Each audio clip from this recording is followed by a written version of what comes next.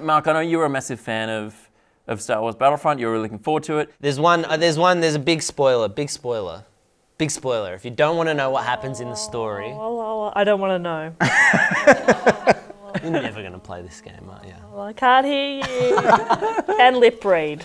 No, not going to play the game. This is a huge spoiler, so stop now if you don't want to know what happens. But I feel like a bit of what's been happening with the campaign is that like one reviewer said something and then all the other reviewers have gone, yeah, I agree, and they can't get past this one thing. Because what happens is, and it did feel a little weird at first, but then I thought about it and I was like, no, it's actually not bad. So you start off as Iden. Yep. She's an Imperial officer in Inferno Squad. At the start of the mission, the Death Star 2 blows up, you're on kind of Endor, and then you're like, we're the Empire, we got to take down these rebels, right?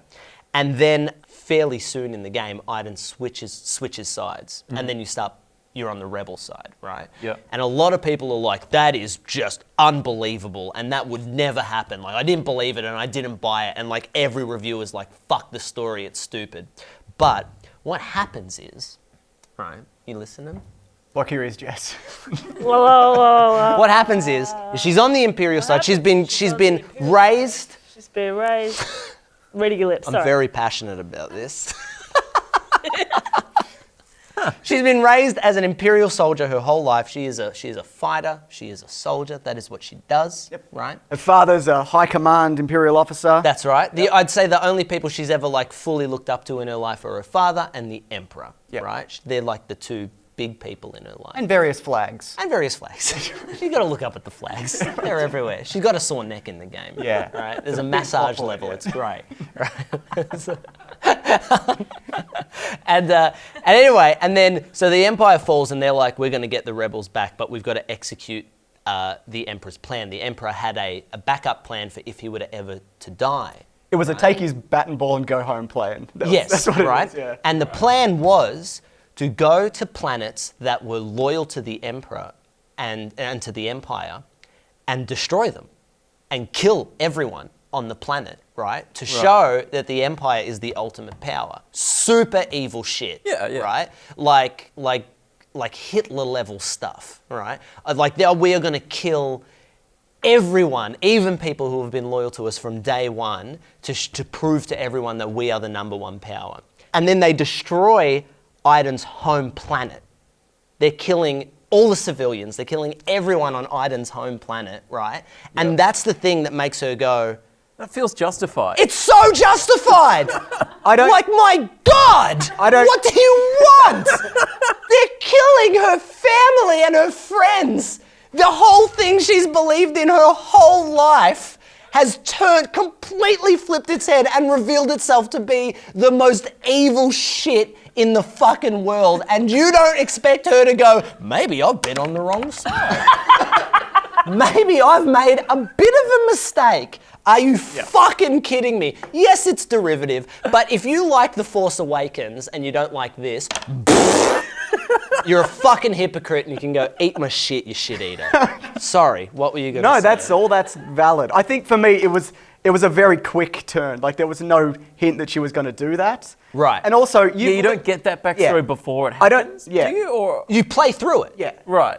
There's a prequel book, which I've read some of, which touches on a lot of this stuff, but you shouldn't have to read that to understand this video game. I think the turn was too quick, and also, I understand it was her home planet or whatever, but you work for an organisation, an empire, if you will, that's just been blowing up planets across the galaxy, and all of a sudden it blows up the one you like, and you're like, but glasses off. I would say, they're blowing up planets that she's always believed are a threat. Yeah. To the Empire, I don't disagree. Which she's been grown up, like while it did feel a little sudden in the game, I totally agree. Like I went, I didn't expect that. When I thought about it, I went, no, that's totally justified and that totally makes sense. And I just felt like no one's been sticking up for the story and the writers, and I think you did a pretty good job. Bang up, 100 out of 100. Is that right? Yeah. 80. 80 out of 100. Yeah. It also makes me think that she's an idiot. Just to be like, wait a minute, because these are people I know, and this is not. I don't like this anymore. Like Well, it makes me think that she's an idiot. I would put it in terms of Nazis. Yeah. Right. Please. Because one thing this show doesn't have enough of is talking about the Third Reich. But like, I just, in a row. I feel like that logic is something that is actually happened in human history. you're not where wrong. You're not wrong. It's like it's the last straw, right? Yeah. Like it might be something that you have a bit of a problem with. You're like, oh, but it's what we all believe in. But then there's that last sort of like... Yeah, this is fundamentally It puts what you I over the believe in, and then they've fundamentally done something that I just cannot believe they would do. They've gone from, we are hard and this is the only way to rule the empire, to no, this is actually super evil because now I can see it. They've done something to, take off the veil. And I think it works. I think it works personally. And I got such a thrill when I got to play as Skywalker. I didn't expect that to happen in the game. I really liked that. I don't think the actual gameplay in the campaign is amazing. No. It's very repetitive. Yeah. Right. It's very go to a place, hold down square on a thing, kill a bunch of Open a people, door. open a door. Get in a ship. You're in a ship. Yeah. Although I did love the last level. The last level's amazing. The last I level agree with is that, yeah. super cool. I'm not up to this. What happens in the last level? It's like... We're still in the spoiler We're in the bit, I think. still in the Yeah, spoiler yeah. bit, but it's super fun. Like you're Iden, you're on Jakku, you're on the Battle of Jakku, which if you played the last game or seen The Force Awakens, Yep. right, it all ties into that. That's where. No, that's not where. It's like in the last Battlefront game, they set it up as it's like a desert planet, right? It's like the Empire's last stand. Yeah, That's yeah. what it Is that? Am I going? That's you're that's right. where Ray's from. That's where Ray's Yeah, from. that's where Ray's from. Right. I don't know why I got confused with that, but yes. There's a lot of sand planets. It's not your fault. Yeah. Why did they just not make it? It should have just been Tatooine. I don't agree. understand why they Oh, right. did another sand planet. So silly. It's like, we don't want it to be too much like A New Hope, so we'll change Tatooine to Jakku. We'll keep everything else the same. You could have made it a slightly different, like a red sand. It could have just just something. a little, just or not desert. Not that it's fine. Not desert would have been good. Yeah. But anyway.